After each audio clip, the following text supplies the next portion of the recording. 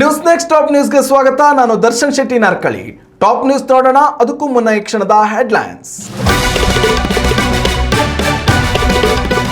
ಪಡಿತರ ಚೀಟಿದಾರರಿಗೆ ಭರ್ಜರಿ good news. June 1ರಿಂದ ಸಿಗಲಿದೆ ಸಕ್ಕರೆ, ಎಣ್ಣೆ, ಬೇಳೆ, ಮನೆ ಮನೆಗೆ ತಲುಪಲಿದೆ ಇಂದಿರಾ ಕಿಟ್. ತೈಲ ಬಳಕೆ ತಗ್ಗಿಸಿ ಚಿನ್ನವನ್ನ ಖರೀದಿಸಲೇಬೇಡಿ. ಭಾರತೀಯರಿಗೆ ಪ್ರಧಾನಿ ಮೋದಿ ಮಹತ್ವದ ಕರೆ. ಕಂಪನಿಗಳಿಗೆ ವರ್ಕ್ ಫ್ರಮ್ ಹೋಮ್ ಕಡ್ಡಾಯ. ಕೊರೋನಾ ಮಾದರಿಯಲ್ಲೇ ಹಂತ ವೈರಸ್ ಆರ್ಭಟ. ಮಹಾಮಾರಿ ವೈರಸ್ಗೆ ಐಷಾರಾಮಿ ಹಡಗಿನಲ್ಲಿ 3 ಸಾವು. ಭಾರತವನ್ನು ಕಾಡಲಿದ್ಯಾ ಈ ಹಂತ ವೈರಸ್? ಬುಲ್ಬುಲ್ ರಚ್ಚು ಸಿನಿಮಾ ಜರ್ನಿಗೆ 14 ವರ್ಷ. ಸ್ಯಾಂಡಲ್ವುಡ್ನಲ್ಲಿ ಇಂದಿಗೂ ರಚಿತಾ ನಂಬರ್ 1 ನಟಿ. ದಶಕ ಕಳೆದರೂ ಕಡಿಮೆಯಾಗಿಲ್ಲ ಡಿಂಪಲ್ ಕ್ವೀನ್ ಬೇಡಿಕೆ. ಮುಂಬೈ ವಿರುದ್ಧ ಆರ್ಸಿಬಿಗೆ ರೋಚಕ ಗೆಲುವು. ಬೆಂಗಳೂರಿನ ಐಪಿಎಲ್ ಪ್ಲೇ ಆಫ್ ಪ್ರವೇಶ ಪಕ್ಕ. ಐಪಿಎಲ್ನಿಂದ ಹೊರಬಿದ್ದ ಮುಂಬೈ ಇಂಡಿಯನ್ಸ್. ಕರ್ನಾಟಕದ ಲಕ್ಷಾಂತರ ಪಡಿತರ ಚೀಟಿದಾರರಿಗೆ ರಾಜ್ಯ ಸರ್ಕಾರವು ಜೂನ್ ತಿಂಗಳ ಆರಂಭದಲ್ಲೇ ಸಿಹಿ ಸುದ್ದಿಯೊಂದನ್ನು ನೀಡಿದೆ. ಅನ್ನಭಾಗ್ಯ ಯೋಜನೆಯಡಿ ಅಕ್ಕಿಯ ಜೊತೆಗೆ ಇನ್ಮುಂದೆ ಅಗತ್ಯ ವಸ್ತುಗಳನ್ನು ನೀಡಲು ಸಿದ್ಧತೆ ನಡೆಸಲಾಗಿದ್ದು, ಜೂನ್ 1ರಿಂದ ಪಡಿತರ ಚೀಟಿದಾರರಿಗೆ ಇಂದಿರಾ ಕಿಟ್ ವಿತರಣೆ ಆರಂಭವಾಗಲಿದೆ. ಕೇವಲ ಅಕ್ಕಿಯನ್ನೇ ನಂಬಿಕೊಂಡಿದ್ದ ಬಡ ಮತ್ತು ಮಧ್ಯಮ ವರ್ಗದ ಕುಟುಂಬಗಳಿಗೆ ಆಸರೆಯಾಗಲು ಸರ್ಕಾರ ಈ ಯೋಜನೆಯನ್ನ ಜಾರಿಗೆ ತರ್ತಿದೆ. ಈ ಯೋಜನೆಯಡಿ ವಿತರಿಸಲಾಗುವ ವಿಶೇಷ ಕಿಟ್ನಲ್ಲಿ ದಿನಬಳಕೆಯ ಪ್ರಮುಖ ವಸ್ತುಗಳಾದ ಸಕ್ಕರೆ, ಅಡುಗೆ ಎಣ್ಣೆ ಹಾಗೂ ತೊಗರಿಬೇಳೆಯನ್ನ ನೀಡಲು ನಿರ್ಧರಿಸಲಾಗಿದೆ. ಬೆಲೆ ಏರಿಕೆಯಿಂದ ತತ್ತರಿಸುತ್ತಿರುವ ಜನಸಾಮಾನ್ಯರಿಗೆ ಈ ಕಿಟ್ ದೊಡ್ಡ ಮಟ್ಟದ ಆರ್ಥಿಕ ನೆರವು ನೀಡಲಿದೆ. ರಾಜ್ಯದ ಬಿಪಿಎಲ್ ಹಾಗೂ ಅಂತ್ಯೋದಯ ಪಡಿತರ ಚೀಟಿ ಹೊಂದಿರುವ ಕುಟುಂಬಗಳಿಗೆ ಮಾತ್ರವೇ ಈ ಇಂದಿರಾ ಕಿಟ್ ಲಭ್ಯವಾಗಲಿದೆ. ಪ್ರತಿ ತಿಂಗಳು ಪಡಿತರ ಅಂಗಡಿಗಳ ಮೂಲಕವೇ ಈ ಕಿಟ್ಗಳನ್ನು ವಿತರಿಸಲು ಕರ್ನಾಟಕ ರಾಜ್ಯ ಆಹಾರ ಮತ್ತು ನಾಗರಿಕ ಸರಬರಾಜು ಇಲಾಖೆ ಯೋಜನೆ ಹಾಕಿಕೊಂಡಿದೆ. ಪ್ರತಿ ಕುಟುಂಬಕ್ಕೆ ನಿಗದಿತ ಪ್ರಮಾಣದ ಎಣ್ಣೆ ಮತ್ತು ಬೇಳೆಯನ್ನ ಪ್ಯಾಕೆಟ್ ರೂಪದಲ್ಲಿ ನೀಡಲಾಗುತ್ತದೆ. ಜೂನ್ 1ರಿಂದ ಹೊಸ ಶೈಕ್ಷಣಿಕ ವರ್ಷ ಆರಂಭಗೊಳ್ಳುತ್ತಿದ್ದು, ಇದೇ ಹೊತ್ತಲ್ಲೇ ಪೋಷಕರ ಆರ್ಥಿಕ ಹೊರೆಯನ್ನು ತಪ್ಪಿಸುವ ಸಲುವಾಗಿ ಈ ಯೋಜನೆಯನ್ನ ಜಾರಿಗೆ ತರಲಾಗ್ತಿದೆ. ಅದರಲ್ಲೂ ಇಂದಿರಾ ಕಿಟ್ ಯೋಜನೆಯಲ್ಲಿ ಯಾವುದೇ ಅಕ್ರಮ ನಡೆಯದಂತೆ ತಡೆಯುವ ಸಲುವಾಗಿ ಎಚ್ಚರಿಕೆ ವಹಿಸಲಾಗುತ್ತಿದ್ದು, ಬಯೋಮೆಟ್ರಿಕ್ ಅಥವಾ KYC ಆಧಾರದ ಮೇಲೆ ಅರ್ಹ ಫಲಾನುಭವಿಗಳಿಗೆ ಮಾತ್ರ ಕಿಟ್ ಸಿಗುವಂತೆ ತಾಂತ್ರಿಕ ಕ್ರಮಗಳನ್ನು ಕೈಗೊಳ್ಳಲಾಗಿದೆ. ಮಾರುಕಟ್ಟೆಯಲ್ಲಿ ತೊಗರಿಬೇಳೆ ಮತ್ತು ಅಡುಗೆ ಎಣ್ಣೆಯ ಬೆಲೆಗಳು ಗಗನಕ್ಕೇರ್ತಿವೆ. ಇದರಿಂದಾಗಿ ಬಡ ಕುಟುಂಬಗಳ ಪೌಷ್ಟಿಕಾಂಶದ ಮೇಲೆ ಪರಿಣಾಮ ಬೀರದಂತೆ ತಡೆಯಲು ಈ ಉಚಿತ ಕಿಟ್ ಯೋಜನೆ ರೂಪಿಸಲಾಗಿದೆ. ಉತ್ತಮ ಸಂಸ್ಕಾರಯುತ ಶಿಕ್ಷಣದೊಂದಿಗೆ VSS English medium CBSE school Udupi Muddur. ನರ್ಸರಿಯಿಂದ 10ನೇ ತರಗತಿವರೆಗೆ ಶಿಕ್ಷಣದ ಜೊತೆಗೆ 5ರಿಂದ 10ನೇ ತರಗತಿವರೆಗಿನ ವಿದ್ಯಾರ್ಥಿನಿಯರಿಗೆ ಉತ್ತಮ ಹಾಸ್ಟೆಲ್ ಸೌಲಭ್ಯವೂ ಇದೆ. ನಿಮ್ಮ ಮಕ್ಕಳ ಪ್ರವೇಶಾತಿಗಾಗಿ ಈ ಸಂಖ್ಯೆಗೆ ಕರೆ ಮಾಡಿ. ಅಮೆರಿಕ ಇರಾನ್ ಯುದ್ಧ ಭಾರತದ ಆರ್ಥಿಕತೆಯ ಮೇಲೂ ಪೆಟ್ಟು ಕೊಟ್ಟಿದೆ. ಈ ಹಿನ್ನೆಲೆಯಲ್ಲಿ ಜಾಗತಿಕ ಆರ್ಥಿಕ ಬದಲಾವಣೆಯ ನಡುವಲ್ಲೂ ಭಾರತದ ಆರ್ಥಿಕತೆಯನ್ನು ಬಲಪಡಿಸುವ ನಿಟ್ಟಿನಲ್ಲಿ ಪ್ರಧಾನಿ ನರೇಂದ್ರ ಮೋದಿಯವರು ಭಾರತೀಯರಿಗೆ ಮಹತ್ವದ ತೈಲ ಬಳಕೆಯನ್ನು ಕಡಿಮೆ ಮಾಡಿ ಚಿನ್ನ ಖರೀದಿಯನ್ನು ಮುಂದೂಡಿ ಅನ್ನೋ ಕರೆಯನ್ನು ನೀಡಿದ್ದಾರೆ. ಭಾರತವು ವಿಶ್ವದ ಅತಿದೊಡ್ಡ ಚಿನ್ನದ ಆಮದುದಾರ ದೇಶಗಳಲ್ಲಿ ಒಂದಾಗಿದೆ. ಚಿನ್ನದ ಆಮದಿಗಾಗಿ ದೇಶದ ಅಮೂಲ್ಯವಾದ ವಿದೇಶಿ ವಿನಿಮಯವು ದೊಡ್ಡ ಪ್ರಮಾಣದಲ್ಲಿ ವ್ಯಯವಾಗ್ತಿದೆ. ಇದನ್ನು ಗಮನಿಸಿರುವ ಪ್ರಧಾನಿ ಮೋದಿ ಕನಿಷ್ಠ 1 ವರ್ಷದ ಮಟ್ಟಿಗೆ ಚಿನ್ನದ ಖರೀದಿಯನ್ನು ಮುಂದೂಡಿ ಎಂದು ಕರೆ ನೀಡಿದ್ದಾರೆ.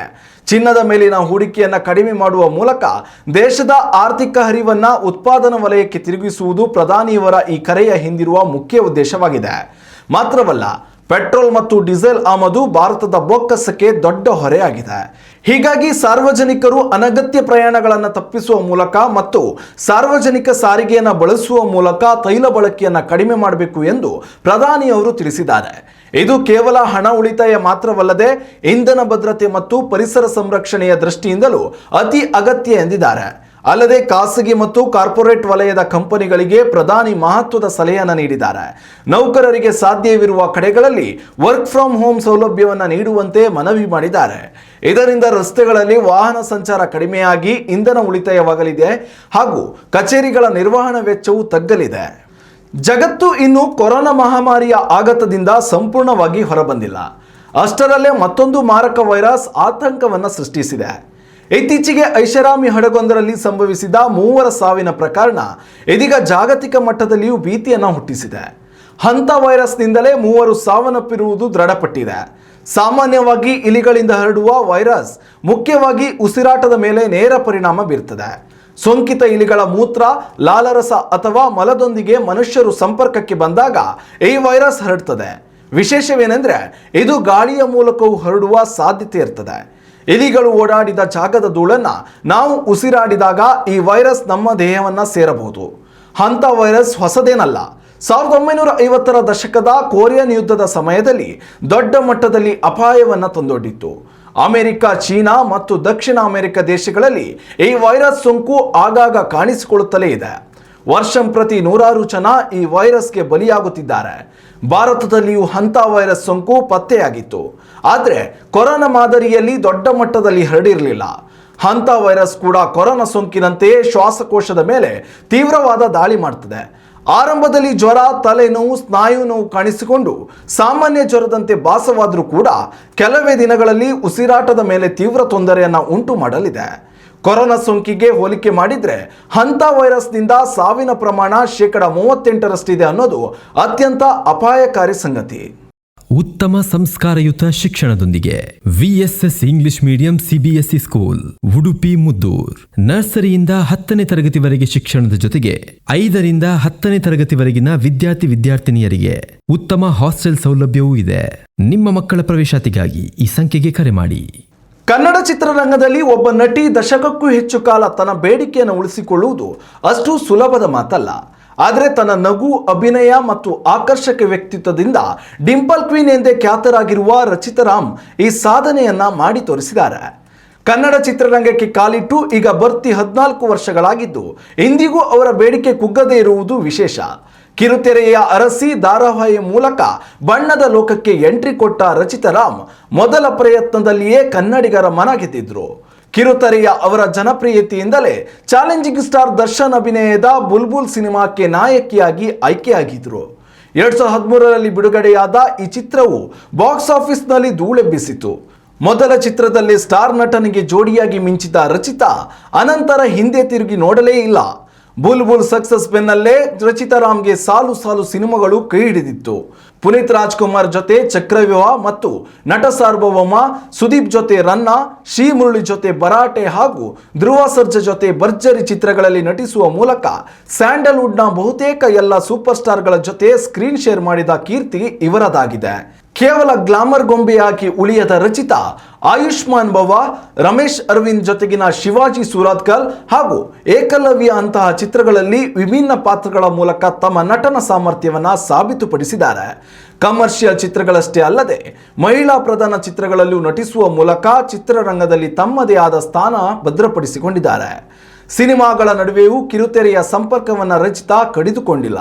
ಸದ್ಯ ಸ್ಯಾಂಡಲ್ವುಡ್ನಲ್ಲಿ ಅತಿ ಹೆಚ್ಚು ಫಾಲೋವರ್ಸ್ ಹೊಂದಿರುವ ನಟಿಯರಲ್ಲಿ ರಚಿತಾ ರಾಮ್ ಕೂಡ ಒಬ್ಬರು. ಇಂದು 14 ವರ್ಷಗಳನ್ನು ಪೂರೈಸಿರುವ ಈ ಚೆಲುವೆಗೆ ಅಭಿಮಾನಿಗಳು ಸಾಮಾಜಿಕ ಜಾಲತಾಣಗಳಲ್ಲಿ ಶುಭಾಶಯಗಳ ಸುರಿಮಳೆಯನ್ನೇ ಸುರಿಸುತ್ತಿದ್ದಾರೆ. IPL 2026ರ 18ನೇ ಆವೃತ್ತಿ ಇದೀಗ ನಿರ್ಣಾಯಕ ಘಟ್ಟಕ್ಕೆ ಬಂದು ತಲುಪಿದೆ. IPLನ ಲೀಗ್ ಹಂತದ ಪಂದ್ಯಗಳು ಮುಕ್ತಾಯದ ಹಂತಕ್ಕೆ ಬರುತ್ತಿದ್ದಂತೆ ಪ್ಲೇ ಆಫ್ ರೇಸ್ ಜಿದ್ದಾಜಿದ್ದಿನಿಂದ ಕೂಡಿದೆ. ಅಭಿಮಾನಿಗಳ ಕಣ್ಣು ಈಗ ಪಾಯಿಂಟ್ಸ್ ಟೇಬಲ್ ಮೇಲಿದ್ದು ತಮ್ಮ ನೆಚ್ಚಿನ ತಂಡ ಅಂತಿಮ 4ರ ಘಟ್ಟಕ್ಕೆ ಏರುತ್ತಾ ಎಂಬ ಕುತೂಹಲ ಮನೆ ಮಾಡಿದೆ. ಅದರಲ್ಲೂ ರಾಯಲ್ ಚಾಲೆಂಜರ್ಸ್ ಬೆಂಗಳೂರು ತಂಡದ ಪ್ಲೇ ಆಫ್ ಹಾದಿ ಈಗ ಮತ್ತೊಮ್ಮೆ ಚರ್ಚೆಯ ಮುನ್ನೆಲೆಗೆ ಬಂದಿದೆ. ಈ ಬಾರಿಯ IPLನಲ್ಲಿ ಸತತ ಸೋಲುಗಳಿಂದಲೇ ಕಂಗೆಟ್ಟಿರುವ ಮುಂಬೈ ಇಂಡಿಯನ್ಸ್ ತಂಡ ಈಗಾಗಲೇ ಅಧಿಕೃತವಾಗಿ ಪ್ಲೇ ಆಫ್ನಿಂದ ಹೊರಬಿದ್ದಿದೆ. ಆರಂಭಿಕ ಪಂದ್ಯಗಳಿಂದಲೂ ಲಯ ಕಂಡುಕೊಳ್ಳಲು ವಿಫಲವಾಗಿರುವ ಹಾರ್ದಿಕ್ ಪಾಂಡ್ಯ ನೇತೃತ್ವದ ಮುಂಬೈ ಇಂಡಿಯನ್ಸ್ ಈ ಬಾರಿ ಕಳಪೆ ಪ್ರದರ್ಶನ ನೀಡಿದೆ. ಇದು ಮುಂಬೈ ಅಭಿಮಾನಿಗಳಿಗೆ ಆಘಾತವನ್ನುಂಟು ಮಾಡಿದೆ. ಮುಂಬೈ ಇಂಡಿಯನ್ಸ್ ತಂಡದ ವಿರುದ್ಧ ಭರ್ಜರಿ ಗೆಲುವು ದಾಖಲಿಸಿರುವ ರಾಯಲ್ ಚಾಲೆಂಜರ್ಸ್ ಬೆಂಗಳೂರು ತಂಡ ಈ ಬಾರಿಯೂ IPL ಟ್ರೋಫಿ ಮುಡಿಗೇರಿಸಿಕೊಳ್ಳುವ ವಿಶ್ವಾಸದಲ್ಲಿದೆ. RCB ಈವರೆಗೆ ಆಡಿರುವ 11 ಪಂದ್ಯಗಳಲ್ಲಿ 7 ಪಂದ್ಯಗಳನ್ನು ಗೆದ್ದು 4 ಪಂದ್ಯಗಳಲ್ಲಿ ಸೋಲು ಕಂಡಿದೆ. ಸದ್ಯ RCB ಅಂಕಪಟ್ಟಿಯಲ್ಲಿ ಅಗ್ರಸ್ಥಾನದಲ್ಲಿದ್ದರೂ ಕೂಡ ಮುಂದಿನ ಪಂದ್ಯಗಳ ಪ್ರದರ್ಶನ ಕೂಡ ನಿರ್ಣಾಯಕವಾಗಲಿದೆ. ಸನ್ರೈಸರ್ಸ್ ಹೈದರಾಬಾದ್, ಗುಜರಾತ್ ಟೈಟಾನ್ಸ್, ಪಂಜಾಬ್ ತಂಡಗಳು ಸದ್ಯ RCB ಭರ್ಜರಿ ಪೈಪೋಟಿ ನೀಡ್ತಿವೆ. ಮುಂದಿನ ಎಲ್ಲಾ ಪಂದ್ಯಗಳು ಬಹುತೇಕ ನಾಕೌಟ್ ಮಾದರಿಯಲ್ಲಿ ಇರಲಿದ್ದು ಎಲ್ಲಾ ತಂಡಗಳಿಗೂ ಹೆಚ್ಚು ಮಹತ್ವದಾಗಿರಲಿದೆ. IPL 2026ರ ಅಂತಿಮ ಘಟ್ಟದ ಪಂದ್ಯಗಳು ಹೈ ವೋಲ್ಟೇಜ್ ಕದನಕ್ಕೆ ಸಾಕ್ಷಿಯಾಗಲಿದೆ. ಇನ್ನಷ್ಟು ತಾಜಾ ಸುದ್ದಿಗಳಿಗಾಗಿ ನೋಡ್ತಾ ಇರಿ ನ್ಯೂಸ್ ನೆಕ್ಸ್ಟ್. ಇದು ವರ್ತಮಾನದ ಕೈಗನ್ನಡಿ. ಉತ್ತಮ ಸಂಸ್ಕಾರಯುತ ಶಿಕ್ಷಣದೊಂದಿಗೆ VSS English medium CBSE school Udupi Muddur. ನರ್ಸರಿಯಿಂದ 10ನೇ ತರಗತಿವರೆಗೆ ಶಿಕ್ಷಣದ ಜೊತೆಗೆ 5ರಿಂದ 10ನೇ ತರಗತಿವರೆಗಿನ ವಿದ್ಯಾರ್ಥಿನಿಯರಿಗೆ ಉತ್ತಮ ಹಾಸ್ಟೆಲ್ ಸೌಲಭ್ಯವೂ ಇದೆ. ನಿಮ್ಮ ಮಕ್ಕಳ ಪ್ರವೇಶಾತಿಗಾಗಿ ಈ ಸಂಖ್ಯೆಗೆ ಕರೆ ಮಾಡಿ.